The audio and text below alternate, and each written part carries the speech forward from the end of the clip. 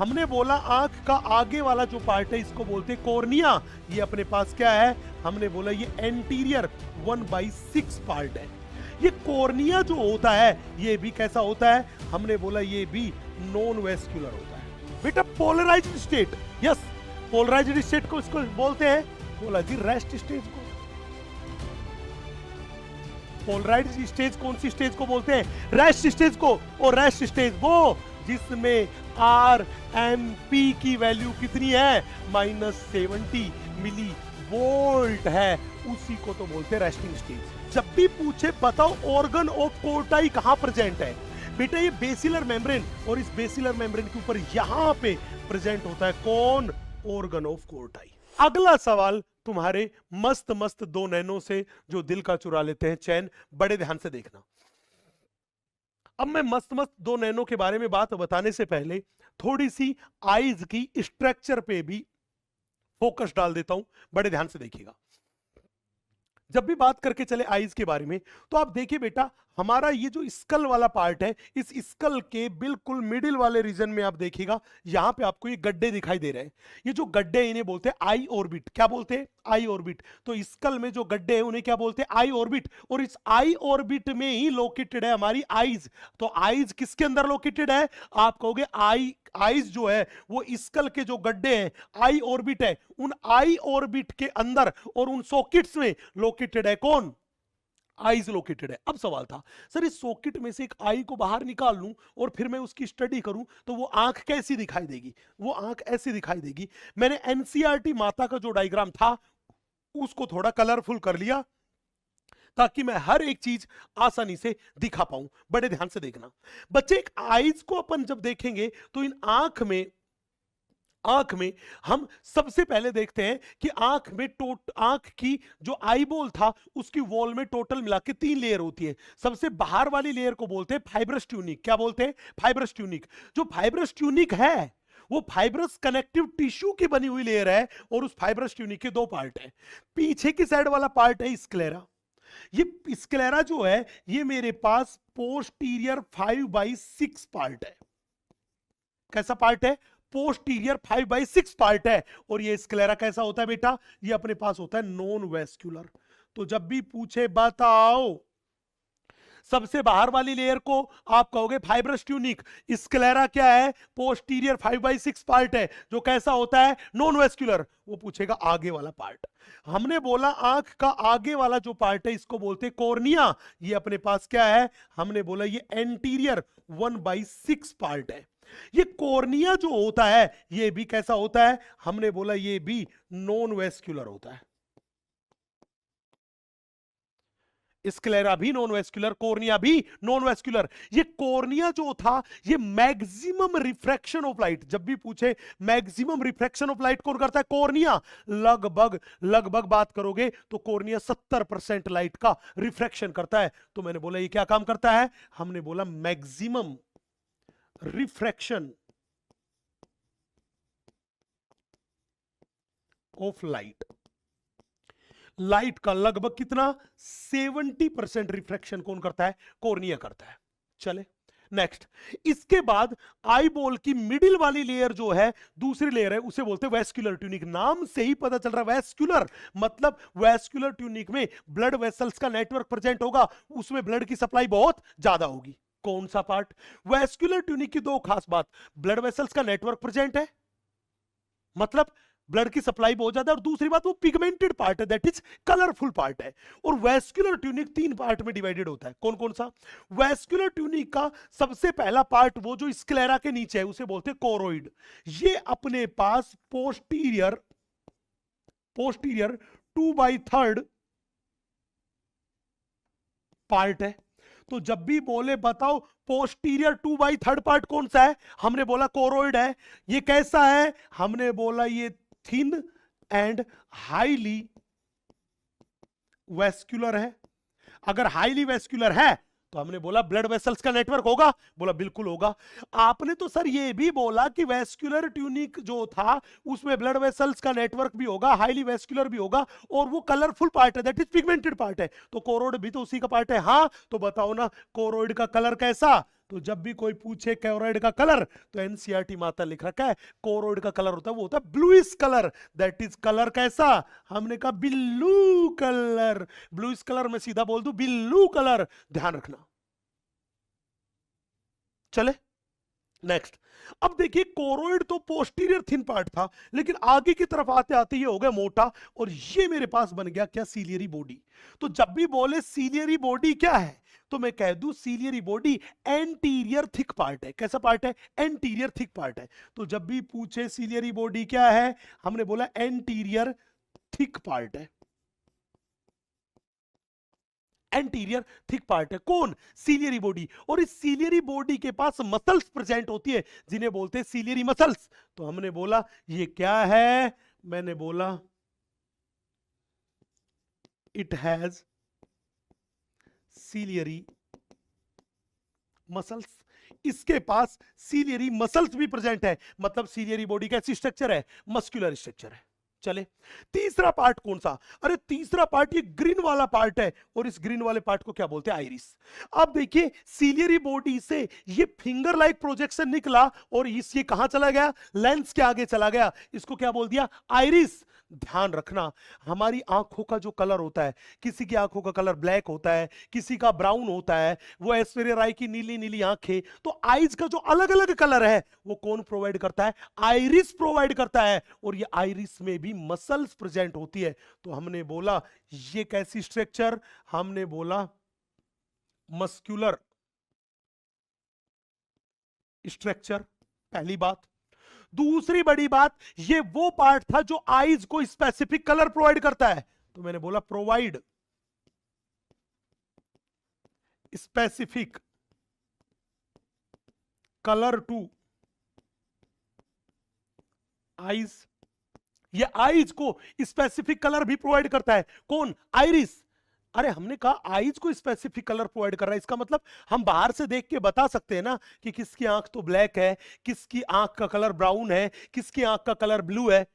अरे हाँ कि ना, हाँ कि ना, बता सकते हैं, बिल्कुल बता सकते हैं। तो इसका मतलब कि आइरिस का कलर हमें बाहर से दिखाई देता है, इसलिए एनसीईआरटी माता लिखा कि ये मेरे पास है visible coloured part of eyes. Visible coloured part of eyes वो कौन सा है, आइरिस। ये मेरे पास है visible coloured part of eyes, eyes. अब बड़े ध्यान से देखना, इस आइरिस जो था, इस आइरिस के सामने ये जगह आपको दिखाई दे रही है, इसको बोलते हैं प्यूपिल। एग्जैक्टली में हमारी आंखों में जो लाइट एंटर होती है, वो इधर से लाइट आएगी और वो वहां से होती हुई कहां जाएगी, रेटिना पे जाएगी। तो वो कहां से एंटर होती है, प्यूपिल से एंटर होती है। तो मैंने बोला प्यूपिल क्या है, मैंने बोला यही तो है site of entry of light. Site of entry of light वो क्या है, प्यूपिल है। Site of entry of light क्या है, मैं कहूंगा प्यूपिल है। अब ये प्यूपिल का साइज जो है वो छोटा और बड़ा हो जाता है। ध्यान रखो, जब तुम डिम लाइट में किसी अंधेरी जगह जाओगे तो ऐसे आंखें फाड़ फाड़ के देखते हो, मतलब प्यूपिल का साइज क्या हो रहा है, बड़ा। और जो ही तुम तेज लाइट में जाते हो तो बिल्कुल आंखों कैसे करते हो, अरे यार बहुत तेज लाइट आ रही, और प्यूपिल का साइज वहां पे क्या होगा, छोटा। मतलब डिम लाइट में तो प्यूपिल का साइज क्या होगा, बड़ा, और फुल लाइट में प्यूपिल का साइज होगा छोटा। बोला जी साइज कौन रेगुलेट करेगा, हमने कहा अगर इस आइरिस की लंबाई बढ़ जाए, इधर आ जाए, तो प्यूपिल का साइज क्या हो जाएगा, छोटा। अगर ये आइरिस दूर दूर हो जाए दोनों साइड का, तो प्यूपिल का साइज क्या हो जाएगा, बड़ा। तो जब भी पूछे कि बताओ प्यूपिल का साइज कौन रेगुलेट करता है, या प्यूपिल किससे घिरा होता है, तो मैं कह दूं प्यूपिल is surrounded by iris, and size को रेगुलेट कौन कर रहा है, वो साइज को रेगुलेट कर रहा है आइरिस। क्यों, क्योंकि आइरिस एक मस्कुलर स्ट्रक्चर है। अगर आइरिस की मसल्स में कॉन्ट्रैक्शन रिलैक्सेशन होगा तो प्यूपिल का साइज भी चेंज होगा। तो मैंने बोला size is regulated by iris. Size को रेगुलेट करने का काम कौन कर रहा है, बोला आइरिस कर रहा है। चले भैया अपन आगे बढ़ते हैं। यहां पे ये जो दिखाई दे रही स्ट्रक्चर, ये मेरे पास लेंस है। आपको बता दूं कि हमारी आंखों का जो लेंस है वो ओरिजिन में एक्टोडर्मल है, वो ट्रांसपेरेंट है एंड क्रिस्टलाइन है। लेंस कैसा है, हमने बोला ये अपने पास है ट्रांसपेरेंट एंड क्रिस्टलाइन। लेकिन लेंस में ब्लड सर्कुलेशन प्रेजेंट नहीं है, इसलिए लेंस कैसा था? Non vascular. अब यहां पे देखो, ये लेंस जो था ये इस रेड कलर की स्ट्रक्चर के द्वारा सीलियरी बॉडी से जुड़ा हुआ है, और इस रेड कलर की स्ट्रक्चर को अपन बोलते हैं सस्पेंसरी लिगामेंट। तो जब भी बोले बताओ लेंस को उसकी पोजीशन पे होल्ड रखने का, फिक्स रखने का काम कौन करते हैं? आप कहोगे सस्पेंसरी लिगामेंट। ये सस्पेंसरी लिगामेंट लेंस को किससे कनेक्ट करते हैं? सीलियरी बॉडी से कनेक्ट करने का काम करते हैं। चले नेक्स्ट। अब हम बात करते हैं आईज के सबसे अंदर वाले पार्ट के बारे में, और सबसे अंदर वाला पार्ट कौन सा है? रेटिना। इस रेटिना में अपन दो चीजों के बारे में बात करते हैं। सबसे पहली बात, रेटिना पे हम बात करते हैं ब्लाइंड स्पॉट के बारे में। हमने बोला ये वाला पॉइंट रेटिना पे ब्लाइंड स्पॉट है। क्यों बेटा? रेटिना जो था, उस रेटिना का एक सेक्शन लोगे तो वहां पे 3 लेयर होगी।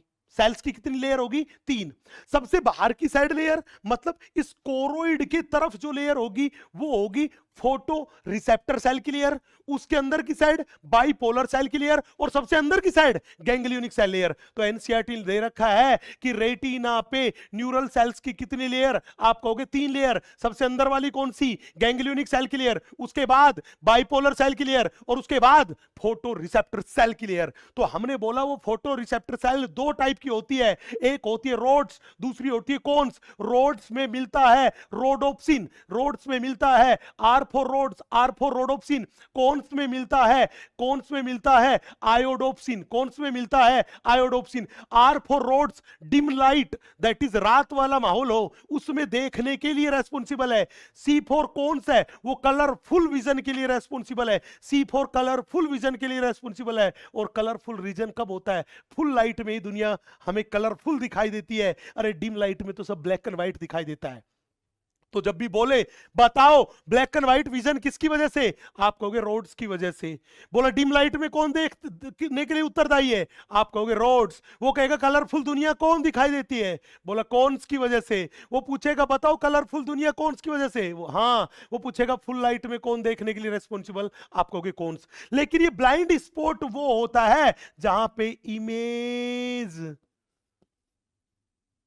फॉर्मेशन जो होता है, वो इमेज का फॉर्मेशन एब्सेंट होता है, कभी भी इमेज का निर्माण नहीं होता। बोला क्यों नहीं होता? बोला इमेज का निर्माण इसलिए नहीं होता क्योंकि यहां पे रोड्स एंड कोन्स दोनों की दोनों क्या होती है? एब्सेंट। यहां पे रोड्स एंड कोन्स दोनों ही क्या होती है? एब्सेंट होती है। पहली बात। दूसरी बात, एनसीईआरटी का एक बड़ा बेहतरीन पॉइंट, क्या वो पूछेगा ब्लाइंड स्पॉट के बारे में और कोई खास बात?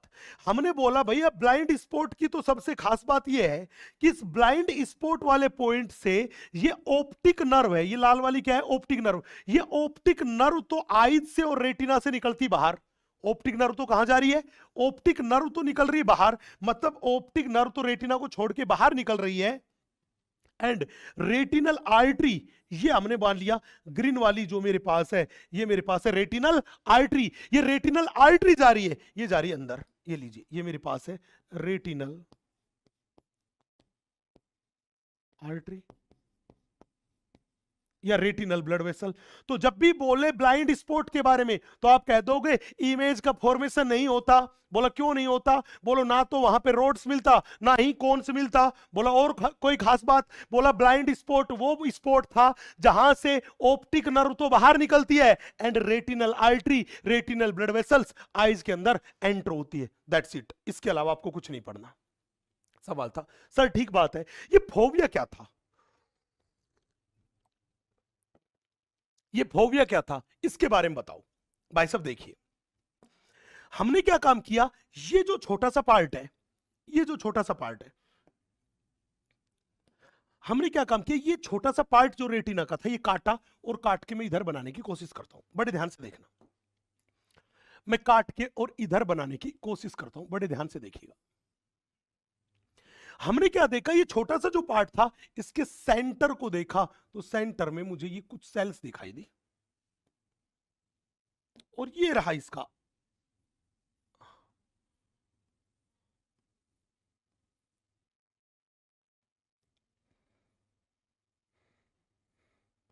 ये लीजिए, ये मेरे पास जो पार्ट है इसे बोलते हैं मैक्यूला ल्यूटिया या येलो स्पॉट।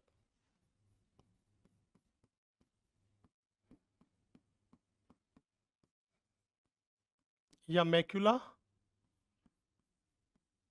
ल्यूटिया। इसको बोलते हैं मैक्यूला ल्यूटिया या येलो स्पॉट। इस मैक्यूला ल्यूटिया या येलो स्पॉट में क्या देखा? इस मैक्यूला ल्यूटिया में हमने ये देखा मेरे दोस्त कि ये नीले वाली जो आपको दिखाई दे रही है, ये तो मेरे पास है रोड्स, मतलब पेरिफेरल पार्ट पे तो येलो स्पॉट की क्या थी अपने पास? रोड्स। और ये जो सेंट्रल पार्ट में आपको दिखाई दे रही है, ये अपने पास दिखाई दे रही है ओनली कोन्स।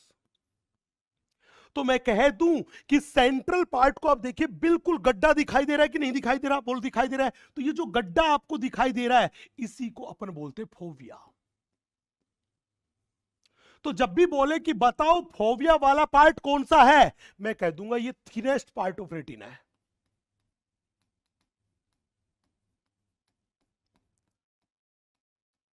जब भी बोले रेटिना का सबसे पतला थिनेस्ट पार्ट कौन सा, आप कहोगे जी फोविया। पहली बात। दूसरी बात पूछेगा, बताओ फोविया वाला जो पार्ट था उस पे कौन सी सेल्स प्रेजेंट? हमने बोला फोविया पे तो ओनली कोन्स प्रेजेंट। ओनली कौन सी प्रेजेंट है? कोन्स प्रेजेंट है। फोविया जो गड्ढा था, उस गड्ढे पे ओनली क्या प्रेजेंट है? कोन। और कोन कैसा विजन के लिए रेस्पॉन्सिबल? अभी तो हमने बोला कोन्स कलरफुल विजन के लिए रेस्पॉन्सिबल। अरे जब खूब सारी कोन होगी तो एकदम HD प्लस क्वालिटी की इमेज बनेगी कि नहीं बनेगी? तो हमने बोला जब भी पूछे maximum resolution of image, maximum resolution of image कौन से पार्ट में? आप कहोगे जी फोविया वाले पार्ट में। वहां पे सबसे क्लियर इमेज बनता है, मैक्सिमम रिजोल्यूशन होती है। चले, सवाल था सर इसका मतलब फोविया क्या हुआ? मैं कह दूं ये जो पार्ट था ये येलो स्पॉट था। येलो स्पॉट के सेंटर में जो पिट प्रेजेंट है, सेंट्रल पिट और central depression of yellow spot, उसी को क्या बोलते हैं? फोविया। और ये येलो स्पॉट पे इमेज फॉर्मेशन होता है। मैं बोलूं ये मेरे पास है साइट ऑफ इमेज फॉर्मेशन।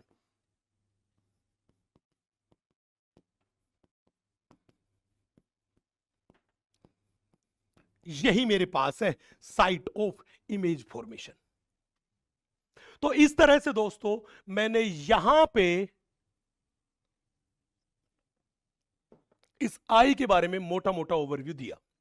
अब मैं बात करता हूं सर यहां पे दो चीजें हैं, एक है एक्वस चैम्बर और दूसरा विट्रियस चैम्बर। ये क्या था बेटा? कॉर्निया और लेंस के बीच के स्पेस को बोलते हैं एक्वस चैम्बर। इसमें थिन वाटरी फ्लूइड भरा होता है जिसको बोलते हैं एक्वस ह्यूमर। तो इसमें क्या भरा होता है? हमने बोला फिल्ड विद एक्वस ह्यूमर। जब भी पूछे विट्रियस चैम्बर, हमने बोला विट्रियस चैम्बर के बारे में जब भी बात करके चले तो मैंने कहा वो लेंस एंड रेटिना के बीच का स्पेस है। और इसमें क्या भरा है? हमने बोला फिल्ड विद विट्रियस ह्यूमर।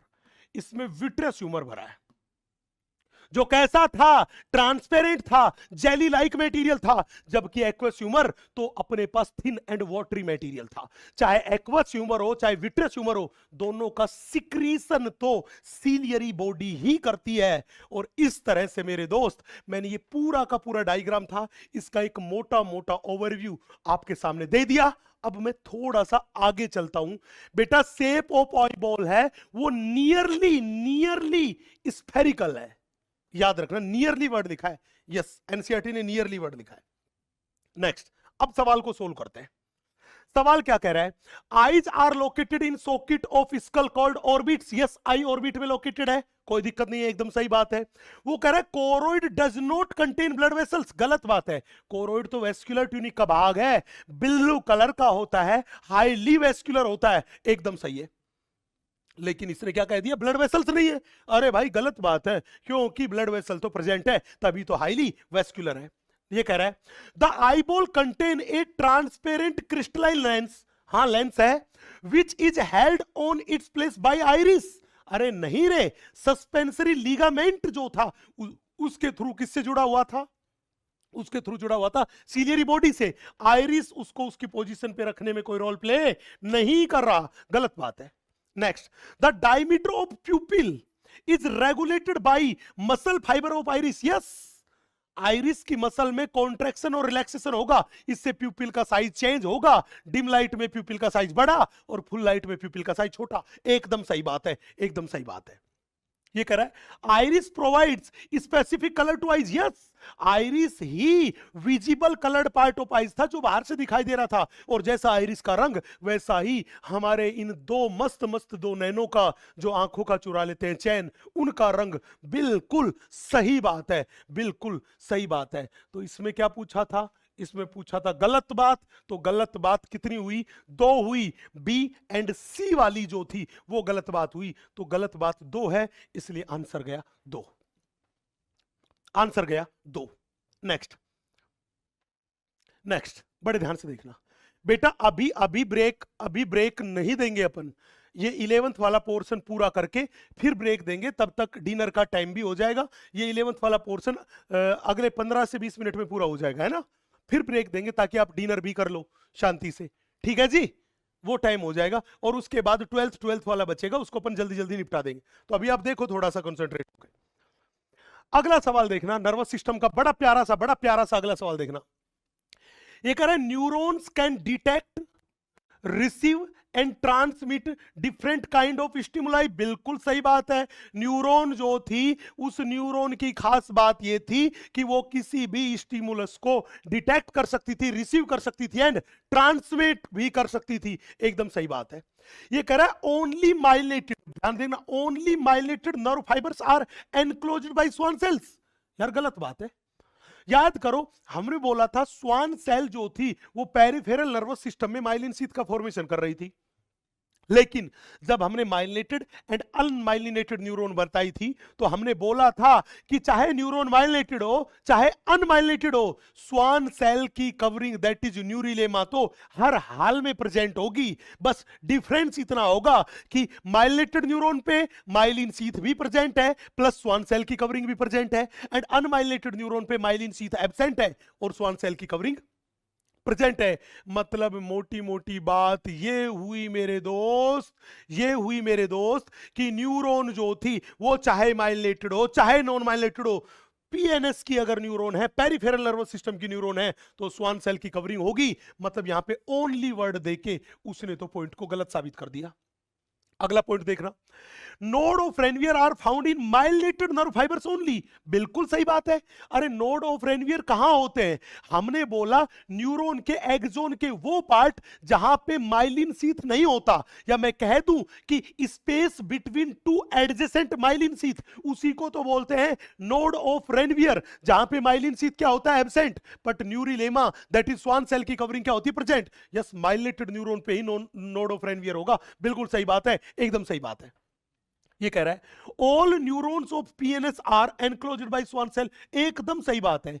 अरे भाई, पीएनएस पेरिफेरल नर्वस सिस्टम की सारी न्यूरॉन, चाहे वो माइलिनेटेड हो चाहे नॉन माइलिनेटेड हो, हर हाल में स्वान सेल की कवरिंग तो होगी। एकदम एकदम सही बात है, एकदम सही बात है। नेक्स्ट, ये कह रहा है unmyelinated nerve fibres are commonly found in ANS and somatic neural system. बेटा बिल्कुल एनसीईआरटी माता की लाइन है। एनसीईआरटी माता कहती है कि cranial nerve and spinal nerve है, वो तो कैसी है? वो तो माइलिनेटेड न्यूरॉन है। लेकिन ऑटोनोमस नर्वस सिस्टम की neuron and somatic nervous system की न्यूरॉन ये कैसी है? अनमाइलिनेटेड न्यूरॉन है। ये बात क्या है अपने पास? एकदम सही बात है। तो वो पूछ रहा है करेक्ट स्टेटमेंट, तो करेक्ट कौन सा था? 1 number, 3 number, 4 number and 5 number, ये थे करेक्ट। तो टोटल कितने करेक्ट है? 4 बातें करेक्ट है, 4 बातें करेक्ट है और 4 बातें करेक्ट है। तो आंसर क्या गया? फर्स्ट आंसर गया। यस, फर्स्ट आंसर गया, फर्स्ट आंसर गया। यस, फर्स्ट आंसर गया। नेक्स्ट, अगला क्वेश्चन देखिएगा। फर्स्ट आंसर गया, प्लीज देखिएगा। वो कह रहा है which of the following is not related to polarised state of neuron. बेटा polarised state, yes, polarised state को इसको बोलते हैं, बोला जी रेस्ट स्टेज को। पोलराइज्ड स्टेज कौन सी स्टेज को बोलते हैं? रेस्ट स्टेज को। और रेस्ट स्टेज वो जिसमें आर एम पी की वैल्यू कितनी है? -70 मिली वोल्ट है, उसी को तो बोलते हैं रेस्टिंग स्टेज। पूछेगा गुरुजी रेस्टिंग स्टेज की खास बात। हमने बोला आरएमपी की वैल्यू कितनी होनी चाहिए? -70। बोला ठीक बात है। न्यूरॉन किसी भी इंपल्स का कंडक्शन नहीं करती है, सही बात है। वो कहेगा रेस्टिंग स्टेज में सोडियम पोटेशियम पंप जो होता है वो क्या होता है? एक्टिव होता है। लीकेजिंग चैनल जो थे वो ओपन होते हैं। वोल्टेज गेटेड चैनल क्या होते हैं? वो होते हैं एकदम बंद। वोल्टेज गेटेड चैनल क्या होते हैं? वो एकदम होते हैं बंद। एक्सोलेमा जो होती है वो कभी भी नेगेटिवली चार्ज प्रोटीन के लिए परमिएबल नहीं होती, लेकिन एक्सोलेमा जो होती है वो K+ के लिए हाईली परमिएबल और Na+ के लिए ऑलमोस्ट इम्परमिएबल। ये लाइन है, axolemma is more permeable for K+ और नियरली इम्परमिएबल फॉर Na+। सही बात है। पूछेगा एक्सोलेमा की इनर सरफेस पे हमने बोला रेस्टिंग स्टेज में नेगेटिव चार्ज, बोला बाहर वाली सरफेस पे हमने कहा पॉजिटिव चार्ज। ये क्या कह रहा है? Outer surface of axonal membrane is negatively charged. गलत बात, अंदर वाली नेगेटिवली चार्ज होती है। इसने क्या बोल दिया? बाहर वाली नेगेटिवली चार्ज है। तो सवाल में पूछ भी क्या रहा है कि पोलराइज्ड स्टेट के लिए गलत बात। चौथा पॉइंट एकदम गलत है, जो कि पोलराइज्ड स्टेज और रेस्टिंग स्टेज की कंडीशन को फुलफिल नहीं कर रहा है।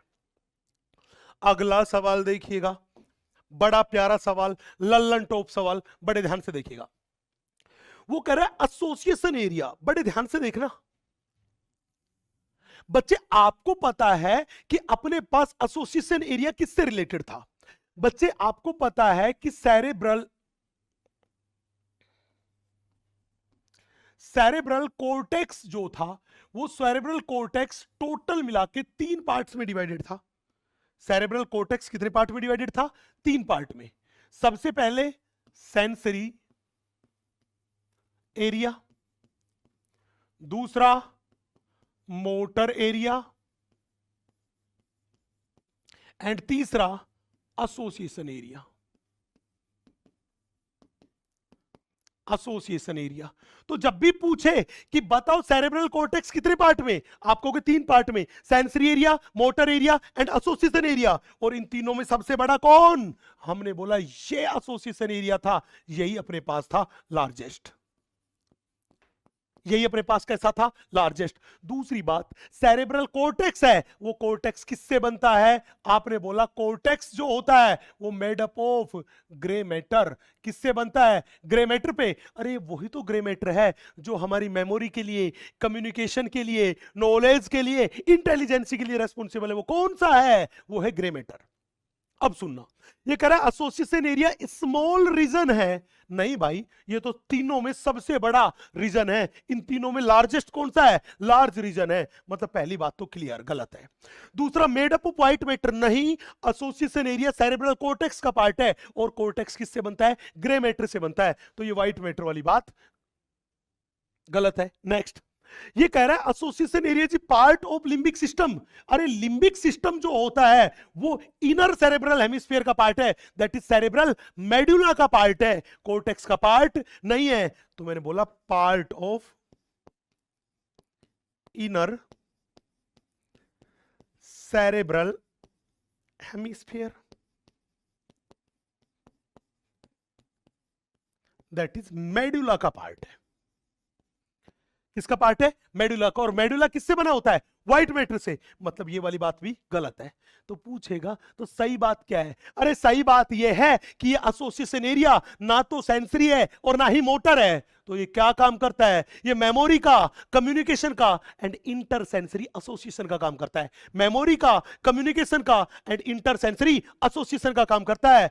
और कैसा है? ना तो सेंसरी और ना ही मोटर। तो ये बोला responsible for complex function like memory, communication and inter sensory association. Yes, यही बात सही है, इसलिए आंसर भी यही जाएगा, यही जाएगा।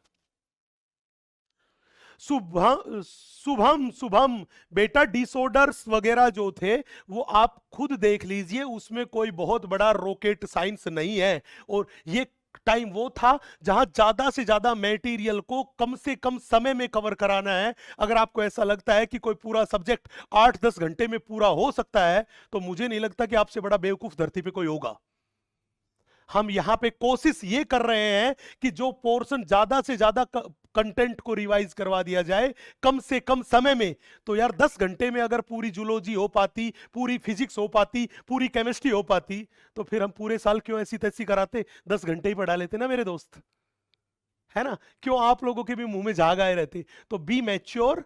10 दिन एग्जाम के बचे हैं, यहां पे केवल और केवल हम कोशिश ये कर रहे हैं कि ज्यादा से ज्यादा कंटेंट रिवाइज कराया जा सके।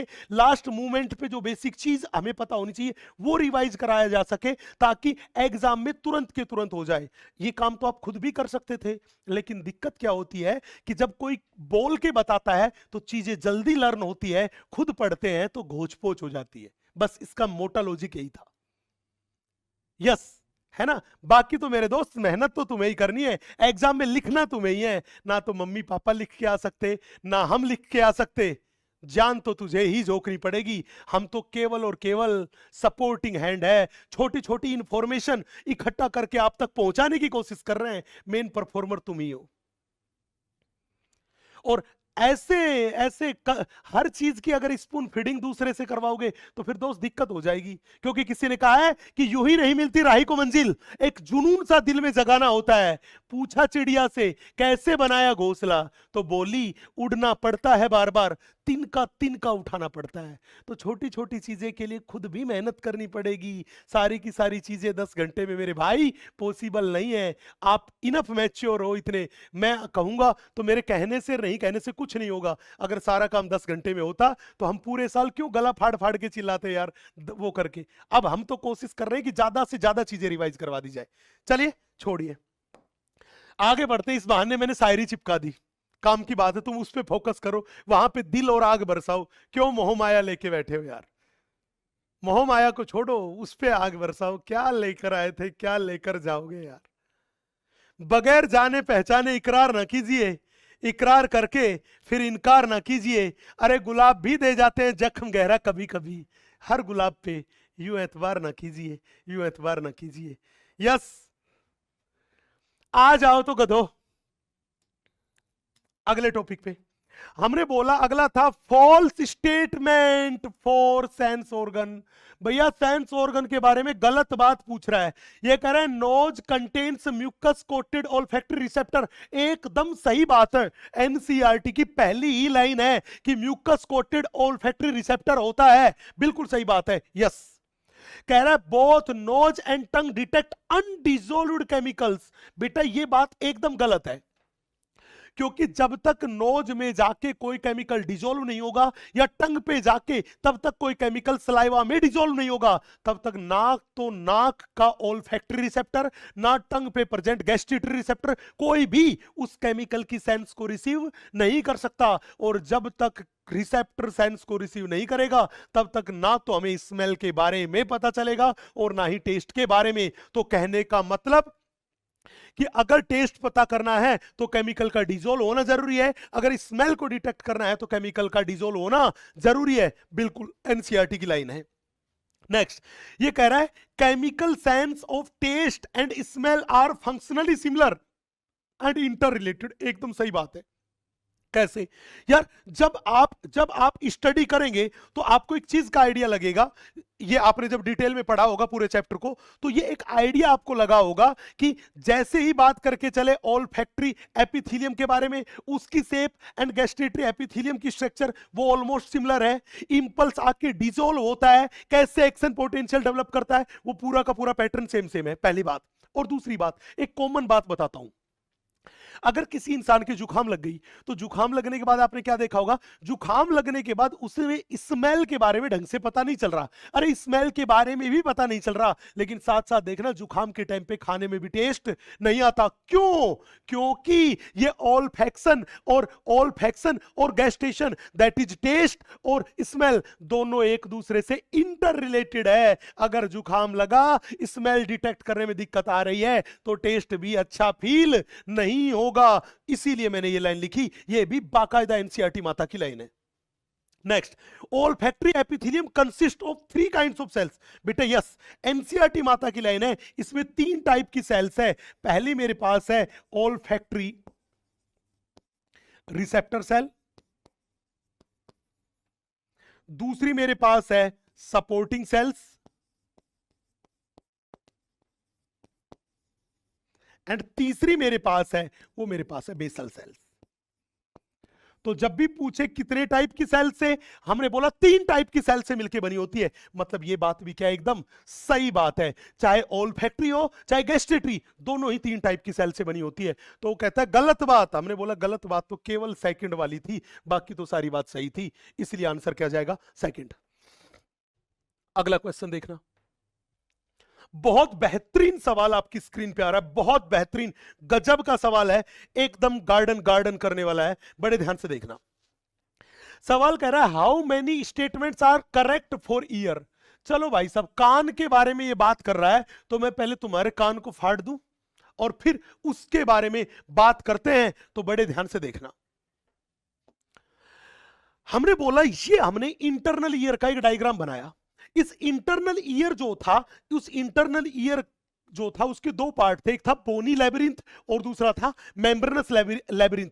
बोनी लेबिरिंथ जो था उसके अंदर भरा हुआ था पेरिलिम्फ, और उस बोनी लेबिरिंथ के चैनल्स में प्रेजेंट था मेम्ब्रेनस लेबिरिंथ, और मेम्ब्रेनस लेबिरिंथ के अंदर भरा हुआ था, वो भरा हुआ था कौन, एंडोलिम्फ. क्या भरा हुआ था, एंडोलिम्फ. तो बड़े ध्यान से देखना, हमने क्या देखा, हमने देखा कि मेम्ब्रेनस लेबिरिंथ के 2 भाग, एक भाग को तो बोलते कोक्लिया. एग्जैक्टली में ये जो कोइल्ड पार्ट आपको दिखाई दे रहा है, यही मेरे पास है कोक्लिया वाला पार्ट.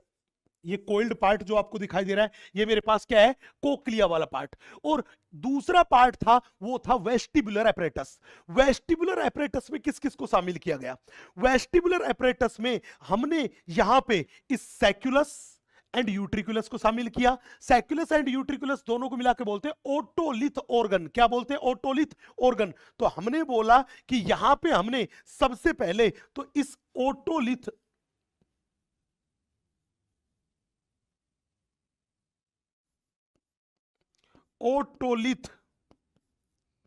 ऑर्गन को शामिल किया, और इस ओटोलिथ ऑर्गन के बाद हमारे पास थी 3 सेमी सर्कुलर कैनाल. कितनी, 3 सेमी सर्कुलर कैनाल. अब बड़े ध्यान से देख रहे हैं, ये सेमी सर्कुलर कैनाल का ये नीचे वाला जो पार्ट है ये है बेस, और ये ऊपर वाला जो पार्ट है इसे बोलते हैं अपेक्स. देखो, सेमी सर्कुलर कैनाल किससे निकल रही है, यूट्रिकुलस से निकल रही है, और वापस आके किस में खुल रही है, वो भी खुल रही है यूट्रिकुलस में. तो हमने बोला चाहे सैक्युलस हो चाहे यूट्रिकुलस हो, उसके अंदर क्या भरा हुआ है, एंडोलिम्फ. एंडोलिम्फ भरा हुआ है. उसके अलावा इस सैक्युलस एंड यूट्रिकुलस में एक सेंसरी रिज प्रेजेंट है. क्या प्रेजेंट है, सेंसरी रिज. और उस सेंसरी रिज को क्या बोलते हैं, मैक्यूला. तो मैक्यूला क्या है, हमने बोला ये अपने पास है सेंसरी रिज या सेंसरी रिज या सेंसरी प्रोजेक्शन, जो किसमें प्रेजेंट है, सैक्युलस एंड यूट्रिकुलस में. तो हमने बोला सैक्युलस एंड यूट्रिकुलस में मिलने वाले सेंसरी रिज को बोलते हैं मैक्यूला. और ये मैक्यूला भी बॉडी बैलेंस करने में काम करता है. कब, स्टैटिक स्टेट में. स्टैटिक स्टेट में बॉडी बैलेंस करने का काम कौन करता है, मैक्यूला, जो किसमें प्रेजेंट है, otolith organ, that is sacculus and utriculus में प्रेजेंट है. पहली बात. अगला था कि 3 सेमी सर्कुलर कैनाल जो है इनके बारे में बताइए. बेटा ये 3 सेमी सर्कुलर कैनाल यूट्रिकुलस से ही तो निकल रही है, और वापस आके किसमें खुल रही है, यूट्रिकुलस में ही खुल रही है. और ये कहां प्रेजेंट होती है, मैंने बोला located at 90 degree to each other. एक दूसरे से कितने डिग्री के एंगल पे, राइट एंगल पे 90 डिग्री पे लोकेटेड होती है. कौन, सेमी सर्कुलर कैनाल. और इस सेमी सर्कुलर कैनाल जब आके वापस खुलती है यूट्रिकुलस में, तो आप देखिए एम्पुला वाला पार्ट, ये फूला हुआ पार्ट. तो मैंने बोला ये क्या था, एम्पुला कहां प्रेजेंट था, बेस की तरफ प्रेजेंट था. तो मैं कह दूं ये मेरे पास है basal swollen part of semicircular canals. तो जब भी पूछे basal swollen part of semicircular canal, उसको क्या बोलते हैं, एम्पुला. और हर एक एम्पुला में ये रेड कलर का एक प्रोजेक्शन दिखाई दे रहा है जिसको बोलते हैं क्रिस्टा एम्पुलरिस. ये मेरे पास क्या है, मैंने कहा ये भी मेरे पास सेंसरी रीज है.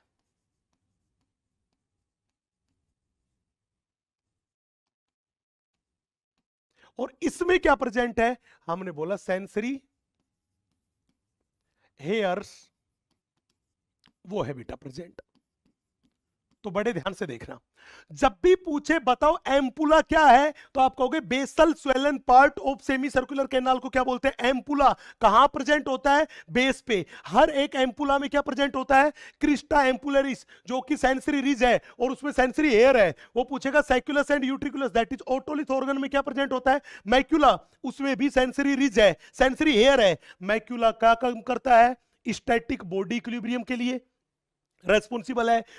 क्रिस्टा एम्पुलरिस हमने बोला डायनेमिक स्टेट में बॉडी के बैलेंसिंग के लिए रेस्पॉन्सिबल है। और ये otolith organ plus 3 semi circular canal, इनको मिला के बोलते हैं वेस्टिबुलर एपरेटस। क्या बोलते हैं, वेस्टिबुलर एपरेटस। तो जब भी बोले वेस्टिबुलर एपरेटस में क्या आता है, आप कहोगे otolith organ plus semi circular canal, इसको बोलते हैं वेस्टिबुलर एपरेटस, जो किस चीज के लिए रेस्पॉन्सिबल है, बॉडी को बैलेंस करने के लिए रेस्पॉन्सिबल है। अब ये पूरा का पूरा वेस्टिबुलर एपरेटस है, ये किसके ऊपर प्रेजेंट है, आप कहोगे नीचे वाला ये क्या था, कोक्लिया, तो कोक्लिया के ऊपर प्रेजेंट है। तो जब भी कोई बोले कि बताओ वेस्टिबुलर एपरेटस कहां पर प्रेजेंट होता है, तो आप कहोगे कोक्लिया के ऊपर प्रेजेंट होता है। कौन, वेस्टिबुलर एपरेटस। चले अब कहानी सुनाते हैं आगे की।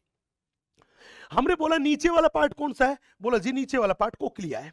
इस कोक्लिया में बड़े ध्यान से देखिएगा, ये वाला जो आपको दिखाई दे रहा है, ये वाला पार्ट, ये मेरे पास है बोनी लेबिरिंथ।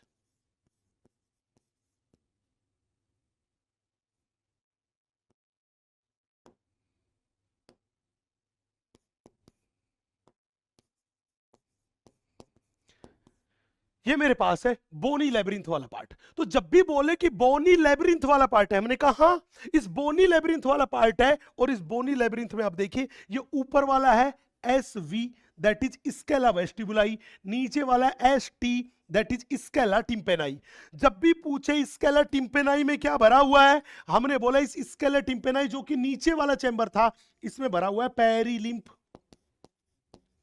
क्या भरा हुआ है, पेरिलिम्फ। जब भी बोले स्केला वेस्टिबुलाई में क्या भरा हुआ है, हमने बोला इसमें भी भरा हुआ है पेरिलिम्फ। पहली बात। दूसरी बात, ये जो मेरे पास है, इनका ये पार्ट है कोक्लिया का बेस पार्ट, और ये कोक्लिया का कौन सा पार्ट है, अपेक्स पार्ट। हमने क्या देखा कि कोक्लिया का जो बेस पार्ट है, इस बेस पार्ट पे ये वाली विंडो है, इसको बोल दिया ओडब्ल्यू। ओडब्ल्यू का मतलब ओवल विंडो, ओडब्ल्यू का मतलब ओवल विंडो। और नीचे वाली को बोल दिया आरडब्ल्यू, इसका मतलब है राउंड विंडो। तो मैं ये कह दूं कि स्केला वेस्टिबुलाई जो था वो टर्मिनेट होता है कौन सी विंडो पे, ओवल विंडो पे, जबकि स्केला टिम्पेनाई जो है वो टर्मिनेट होता है किसके ऊपर, राउंड विंडो के ऊपर। चलूं मैं आगे, अब बड़े ध्यान से देखना, बीच वाला पार्ट ये एस एम, इसको बोलते हैं स्केला मीडिया। और इस स्केला मीडिया में क्या भरा होता है, इसी में भरा होता है एंडोलिम्फ। तो मैं ये कह दूं कि कोक्लिया को 3 चैम्बर में बांटने का काम किया, scala vestibuli, scala vestibuli, scala media and scala tympani. और वो किसने किया, 2 मेम्ब्रेन ने किया। एक मेम्ब्रेन तो ये मेम्ब्रेन जिसको बोलते हैं R M, that is Reissner's membrane. एक मेम्ब्रेन ये वाली मेम्ब्रेन जिसको अपन बोलते हैं बेसिलर मेम्ब्रेन, जिसको अपन बोलते हैं बेसिलर मेम्ब्रेन। एक मेम्ब्रेन ये वाली मेम्ब्रेन, और इस मेम्ब्रेन को बोलते हैं बेसिलर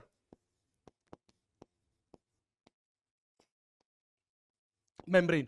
तो मैं ये कह दूं कि 2 मेम्ब्रेन थी जो कोक्लिया को डिवाइड कर रही थी, किसमें, स्केला वेस्टिबुलाई एंड स्केला टिम्पेनाई में। किसको, बोनी लेबिरिंथ को या कोक्लिया को 3 चैम्बर में डिवाइड कर रही थी। कौन सी, रिसनर्स मेम्ब्रेन एंड दूसरी basilar membrane, that is BM. Basilar membrane that is BM, Reissner's membrane that is RM. बड़े ध्यान से देखना, अब जब भी पूछे बताओ ऑर्गन ऑफ कोर्टाई कहां प्रेजेंट है, बेटा ये बेसिलर मेम्ब्रेन, और इस बेसिलर मेम्ब्रेन के ऊपर यहां पे प्रेजेंट होता है कौन, organ of कोर्टाई।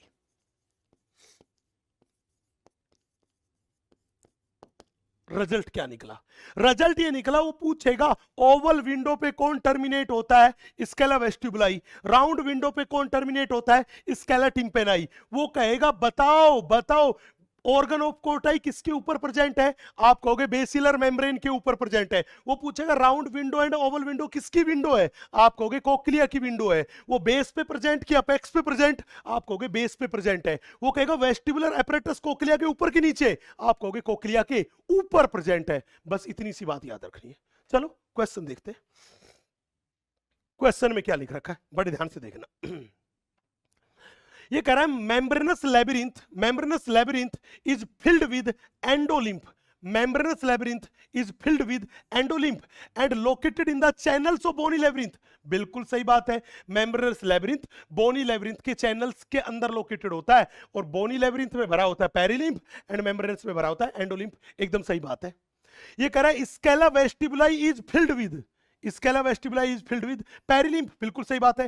Eight the apex of cochlea it ends with oval window. अरे नहीं रे भाई, it ends with oval window, लेकिन ओवल विंडो कहां प्रेजेंट है? बेस पे प्रेजेंट है, अपेक्स पे प्रेजेंट नहीं है। तो इसका मतलब सेकंड वाला पॉइंट क्या हुआ? सेकंड वाला पॉइंट मेरे पास हुआ वो हुआ गलत पॉइंट। नेक्स्ट अगला पॉइंट है tectorial membrane is thin and non elastic. याद करो आपने पढ़ा होगा कि स्केला मीडिया में एक थिन एंड इलास्टिक मेम्ब्रेन होती है जिसमें क्या होता है? ऑर्गन कोर्टाई के हेयर्स एम्बेडेड होते हैं और उस थिन एंड इलास्टिक मेम्ब्रेन को बोलते हैं टेक्टोरियल मेम्ब्रेन। अरे जब हेयर्स की बेंडिंग होती है अगेंस्ट द टेक्टोरियल मेम्ब्रेन तभी तो हमने बोला था कि एक्शन पोटेंशियल डेवलप होता है। तो ये कैसी होती है? थिन एंड इलास्टिक, इसलिए लिख रखा नॉन इलास्टिक, इसलिए बात क्या हो गई? गलत। वर्ड पे ध्यान देखना, बहुत इंपॉर्टेंट है। नेक्स्ट वो पूछेगा वेस्टिबुलर एपरेटस। याद करो otolith organ plus 3 semi circular canal को बोला था वेस्टिबुलर एपरेटस, जिसका काम था बॉडी को बैलेंस करना। Is located below the cochlea. ना भाई ना, ये वेस्टिबुलर एपरेटस है जो किसके ऊपर है? कोक्लिया के ऊपर। अबाउ द कोक्लिया आना चाहिए, बिलो द कोक्लिया नहीं आना चाहिए। गलत बात है। वो कह रहा है organ of Corti is located on the basilar membrane which has auditory receptor. बिल्कुल सही बात है।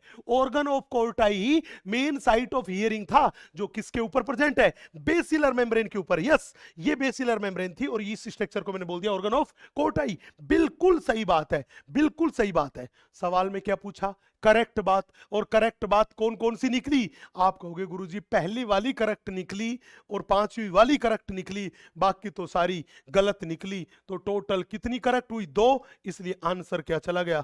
आंसर चला गया मेरे भाई 3। बड़ा ही बेहतरीन सवाल है। एक एक वर्ड से पूरी लाइन की ऐसी तैसी हो गई, इसलिए कंसेप्चुअली क्या रहना है? स्ट्रॉन्ग रहना है, बाकी काम हो जाएगा मेरे दोस्त।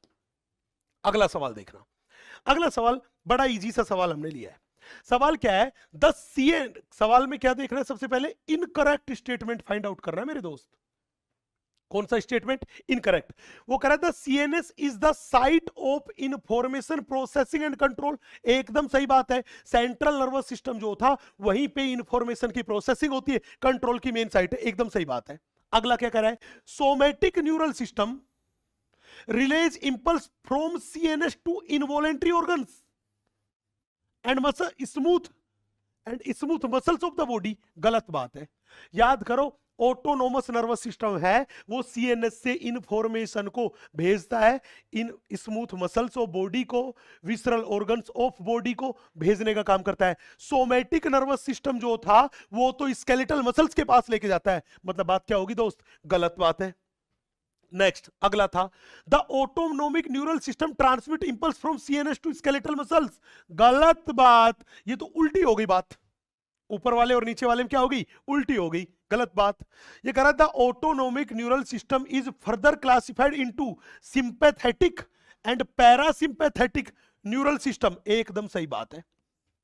ऑटोनोमस नर्वस सिस्टम के 2 पार्ट, एक सिंपैथेटिक वाला, दूसरा पैरासिम्पैथेटिक वाला। और याद करो सिंपैथेटिक नर्वस सिस्टम क्या काम करता है? बॉडी की एक्टिविटीज को जनरली मोस्टली केसेस में बढ़ाता है, जबकि पैरासिम्पैथेटिक बॉडी की एक्टिविटीज को मोस्टली केस में घटाने का काम करता है। एकदम सही बात।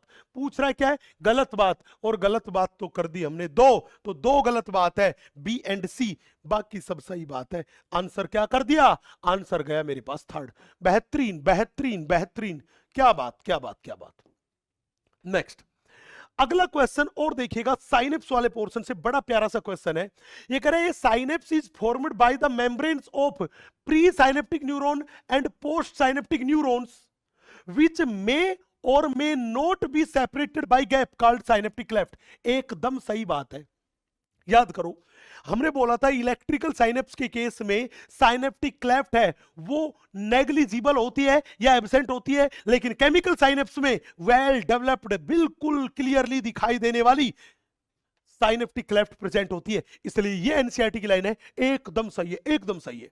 अगला था at electrical synapse the membrane of pre synaptic and post synaptic are very close proximity. हाँ जी, हमने यही तो कहा, इलेक्ट्रिकल साइनेप्स में presynaptic and post synaptic membrane होती है बहुत बहुत नजदीक, तभी तो साइनेप्टिक क्लेफ्ट जो होती है वो या तो दिखाई नहीं देती, मैंने बोला या तो एब्सेंट, या वेरी वेरी वेरी स्मॉल होती है। ये बात भी एकदम सही है।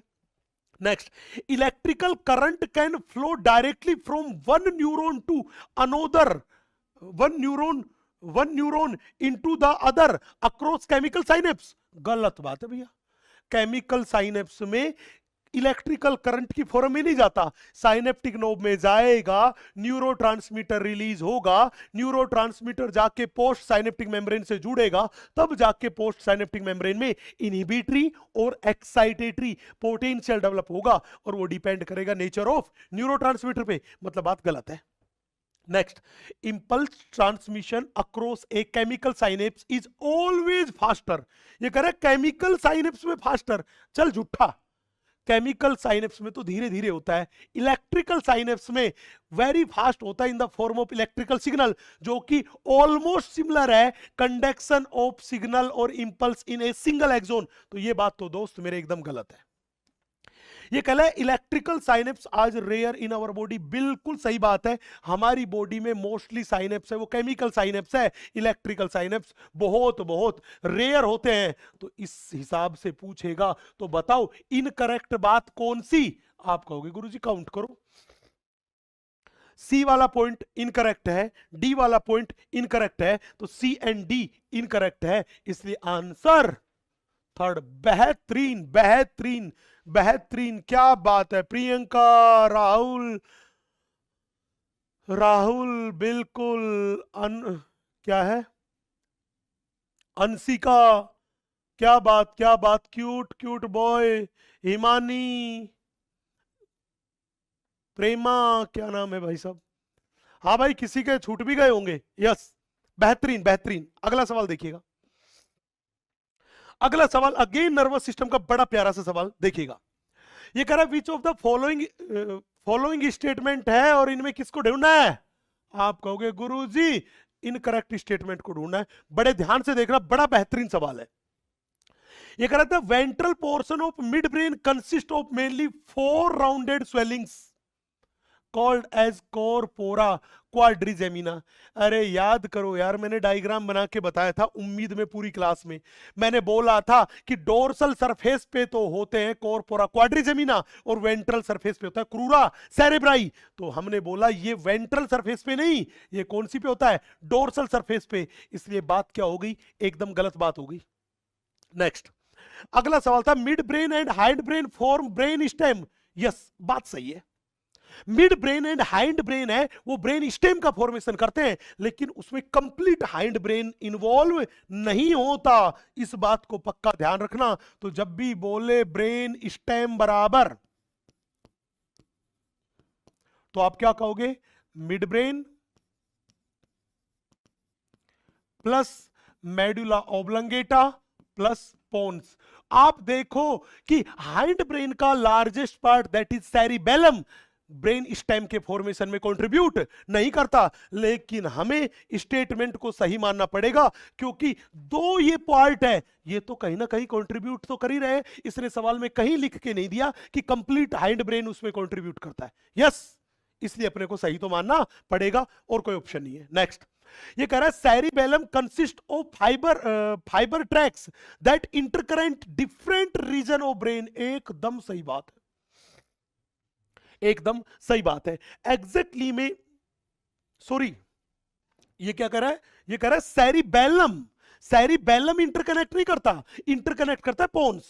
सॉरी ध्यान से देखना, यहां पे cerebellum consist of fibre tracts that interconnect different regions of brain. ये काम सेरिबेलम नहीं करता, सेरिबेलम का तो मेन काम था बॉडी की बैलेंसिंग करना, और इसकी भी कॉन्वोल्यूटेड सरफेस थी, मतलब गायरा एंड सल्काई प्रेजेंट थे। पोन्स में ऐसा होता है, मतलब ये वाली बात तो क्या हुई मेरे दोस्त, गलत बात हुई, क्योंकि उसने लिख दिया cerebellum. Next, the mid brain receive and integrate visual, tactile and auditory inputs. Very very important, हाँ जी, वेरी वेरी इंपॉर्टेंट बेटा। ये लाइन जो थी ये बिल्कुल एनसीईआरटी की लाइन है, और एनसीईआरटी ने ये लाइन जो है वो समरी में लिख के दे रखी है। वेरी इंपॉर्टेंट लाइन, बहुत प्यारी लाइन है, याद रखना, एकदम करेक्ट लाइन है। किसके बारे में? मिड ब्रेन के बारे में।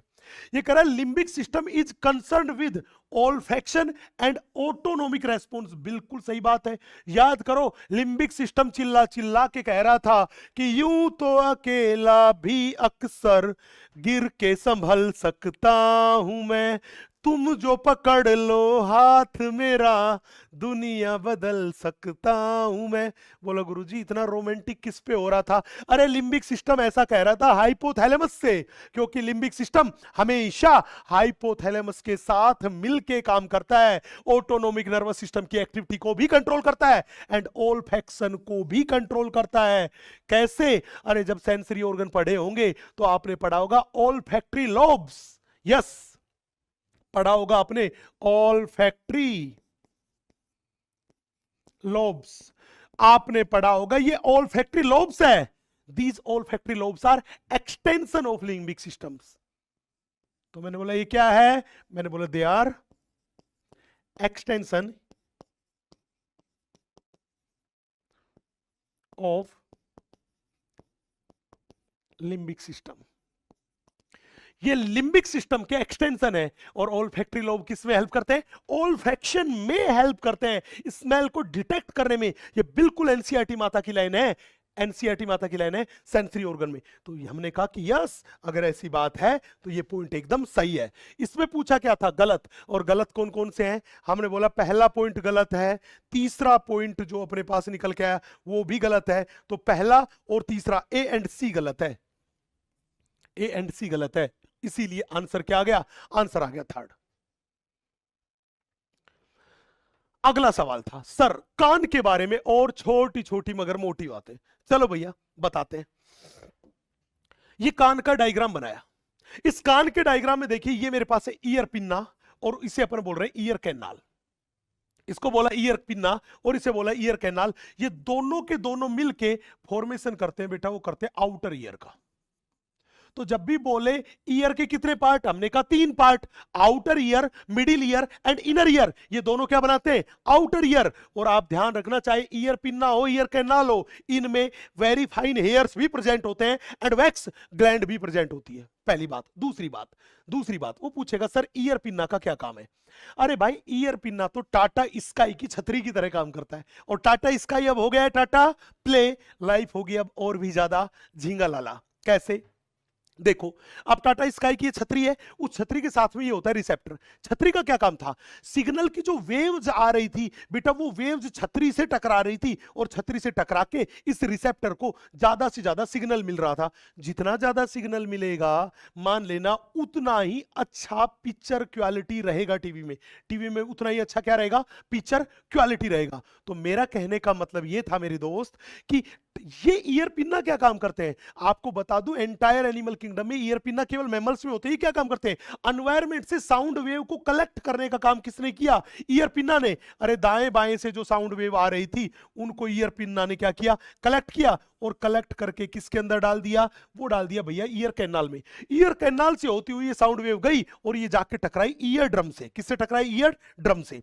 ईयर ड्रम या उसको बोल दो टिम्पैनिक मेम्ब्रेन। इस टिम्पैनिक मेम्ब्रेन के बारे में मैं क्या बताऊं कि ये तो मेरे पास है, वो मेरे पास है कनेक्टिव टिश्यू।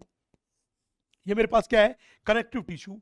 बाहर की साइड ये सफेद वाली जो दिखाई दे रही है, ये सफेद वाली मेरे पास है, ये अपने पास है स्किन।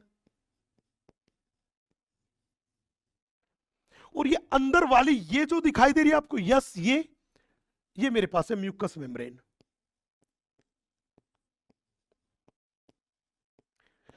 इन तीनों से मिलके ये मेरे पास बन गया ईयर ड्रम या मैं कह दूं टिम्पैनिक मेम्ब्रेन। तो जब भी बोले कि टिम्पैनिक मेम्ब्रेन किसका पार्ट है, ध्यान रखना ये ईयर ड्रम टिम्पैनिक मेम्ब्रेन जो है ये मिडिल ईयर का पार्ट है। किसका पार्ट है? मिडिल ईयर का। किससे बना है? कनेक्टिव टिश्यू से बना है। आउटर वाली सरफेस किससे कवर्ड है? स्किन से। अंदर वाली सरफेस किससे कवर्ड है? म्यूकस मेम्ब्रेन से। चले अब क्या था, अब देखिए ये ईयर ड्रम जो था इससे आगे जुड़ी हुई है ईयर ओसिकल्स। ये मेरे पास ये वाली ईयर ओसिकल्स है, ये मेरे पास है मेलियस। ये वाली ईयर ओसिकल है, ये मेरे पास है इंकस। और ये वाली ईयर ओसिकल है, ये मेरे पास है स्टेपिस। तो टोटल कितनी ईयर ओसिकल्स हुई? एक कान में 3, दैट इज मिस, मेलियस, इंकस, स्टेपिस। इसमें सबसे बड़ी कौन सी? मेलियस। और बॉडी की सबसे छोटी बोन है वो अपने पास है स्टेपिस। यहां पे आप देखिए स्टेपिस आगे जाके किससे जुड़ी हुई है? ये कोक्लिया के बेसल पार्ट में प्रेजेंट थी, ओवल विंडो। ये किससे जुड़ी है? कोक्लिया के स्केला वेस्टिबुलाई पे क्या प्रेजेंट थी? Oval window. तो स्टेपिस किससे जुड़ी है? ओवल विंडो से। और ये दूसरी विंडो रही, दैट इज राउंड विंडो।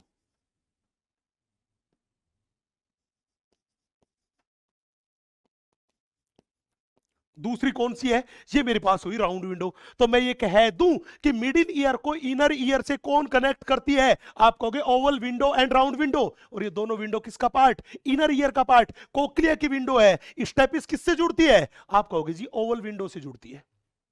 चले अब हुआ क्या यार, साउंड वेव आई। वो साउंड वेव किससे टकराई? ईयर ड्रम से। जो ही साउंड वेव ईयर ड्रम से टकराई, ईयर ड्रम में बहुत भयंकर क्या होने लगा? वाइब्रेशन। जब ईयर ड्रम में वाइब्रेशन हुआ तो मेलियस में वाइब्रेशन हुआ कि नहीं हुआ? बिला हुआ। मेलियस में हुआ तो फिर इंकस में गया कि नहीं गया? बोला हाँ गया। इंकस में गया तो फिर स्टेपिस में गया कि नहीं गया? बोला गया। और स्टेपिस किससे जुड़ी थी? ओवल विंडो से। तो बताओ ओवल विंडो में वाइब्रेशन हुआ कि नहीं हुआ? अरे ओवल विंडो में वाइब्रेशन हुआ तो इनर ईयर में वाइब्रेशन पहुंच गया कि नहीं पहुंच गया? तो जब भी बोले ईयर ओसिकल्स क्या काम करती है, तो मैं कह दूं ईयर ओसिकल्स वाइब्रेशन को इनर ईयर में पहुंचने की इफिशियंसी को बढ़ाने का काम करती है। क्योंकि अगर ये नहीं होती ईयर ओसिकल्स, तो ईयर ड्रम से वो जो वाइब्रेशन था वो ओवल विंडो या इनर ईयर में पहुंचने के चांस क्या होते? बहुत कम। तो जब भी पूछे बताओ what is the function of ear ossicles, तो मैं कह दूं ear ossicles increase efficiency of transmission of sound waves to inner ear. Inner ear, ध्यान रखना, इफिशियंसी को इंक्रीज करने का काम करती है। चले अगला पार्ट, तीसरा जो पार्ट है वो अपने पास है यूस्टेकियन ट्यूब। ये यूस्टेकियन ट्यूब जो है ये किसका पार्ट है? हमने बोला जी मिडिल ईयर का पार्ट है। तीसरा पार्ट है, ये क्या काम करती है? ये यूस्टेकियन ट्यूब जो होती है, ये यूस्टेकियन ट्यूब जो होती है ये मिडिल ईयर को फेरिंक्स से कनेक्ट करती है। तो हमने बोला ये क्या काम करती है? Connect middle ear to pharynx. ये मिडिल ईयर को फेरिंक्स से कनेक्ट करती। बोलो सर उससे क्या फायदा हुआ? यार ये ईयर ड्रम था, इस ईयर ड्रम के इधर वाली साइड से अगर प्रेशर ज्यादा लगेगा और इधर से प्रेशर कम लगेगा तो ईयर ड्रम फट सकता है कि नहीं फट सकता? बोला फट सकता है। या फिर ऐसा हो कि इस साइड से प्रेशर कम लगे और इधर से प्रेशर ज्यादा लगे तो भी ईयर ड्रम फट सकता है कि नहीं फट सकता? बोला फट सकता है। तो ये यूस्टेकियन ट्यूब क्या काम करेगी? ये यूस्टेकियन ट्यूब इस ईयर ड्रम के दोनों साइड प्रेशर को इक्वलाइज करने का काम करती है ताकि ईयर ड्रम को फटने से बचाया जा सके। ये बात याद रखना बेहद बेहद इंपॉर्टेंट बात है। अब आ जाओ सवाल पे। अब आ जाओ सवाल पे। सवाल क्या कह रहा है? बड़े अच्छे लगते हो। तो देखो क्या कह रहा है। ये कह रहा है anatomically the ear can be divided into 3 major sections called outer ear, middle ear and inner ear. हमने कहा जी बिल्कुल सही बात है, 3 पार्ट थे। इनर ईयर के बारे में पहले पढ़ चुके थे और आउटर ईयर के बारे में अभी चिपका लिया हमने। चलूं next, outer ear consist of ear pinna and external auditory meatus that is ear canal. बिल्कुल सही बात है, एकदम सही बात है। Next, tympanic membrane ear drum is composed of connective tissue covered with mucus membrane, covered with mucus membrane outside. गलत बात है भैया, डायग्राम में अभी बताया था म्यूकस मेम्ब्रेन किधर है? अंदर की side, inner side. Outer side क्या है? आउटर साइड क्या है? स्किन। तो इसका मतलब ये वाली जो बात थी वो बात क्या होगी, गलत। Next, ear ossicles reduces the efficiency of transmission of sound wave to the inner ear. गलत बात है, इंक्रीज करने का काम कर रही थी, रिड्यूस नहीं कर रही थी। Next, the ear pinna collect vibration from the air which produce sound. बिल्कुल सही बात है, ईयर पिन्ना तो टाटा स्काई की छतरी की तरह काम कर रहा था कि एनवायरनमेंट से साउंड वेव को कलेक्ट करने का। सही बात है। तो ये सवाल में क्या पूछ रहा है हमसे, गलत बात। तो गलत बात कितनी हुई, गलत बात तो 2 हुई, सी एंड डी यही गलत है। सो सी एंड डी यही गलत है, बाकी सब तो सही बात है।